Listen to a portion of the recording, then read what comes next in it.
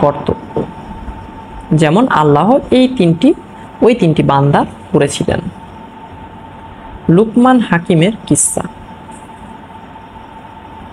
হযরত লুকমান হাকিম হযরত দাউদ আলাইহিসসালামের সাময়িক একজন অত্যন্ত জ্ঞানী গুণী ব্যক্তি ছিলেন।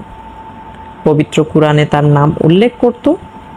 তার কতিপয় উপদেশ উদ্ধৃত করা হয়েছে। নবী না হয়েও কুরআনে তার মতো এত গুরুত্ব আর কোনো ব্যক্তি পাননি।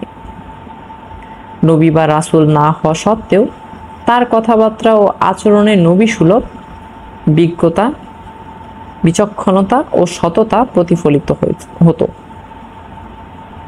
এজন্য তিনি লুকমান হাকিম নামে পরিচিত ছিলেন।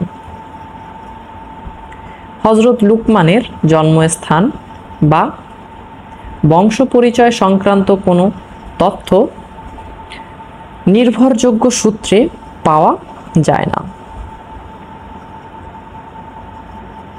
বিভিন্ন বর্ণনা থেকে তার সম্পর্কে শুধু নিম্নোক্ত তথ্যসমূহ জানা যায়। প্রথম জীবনে তিনি সিরিয়ার এক ধনবান ব্যক্তির অধীনে গোলামীর জীবন যাপন করেন। তারপর তার মধ্যে অসাধারণ জ্ঞান ও বুদ্ধিমত্তার পরিচয় পেয়ে তার মনিব তাকে মুক্ত করে দেয়। গোলামী জীবনের পূর্বে তিনি মেষ রাখাল ছিলেন বলে জানা যায়। সেই সময় তার সমবয়সী আর এক রাখালেও তার সাথে মেষ চড়াত।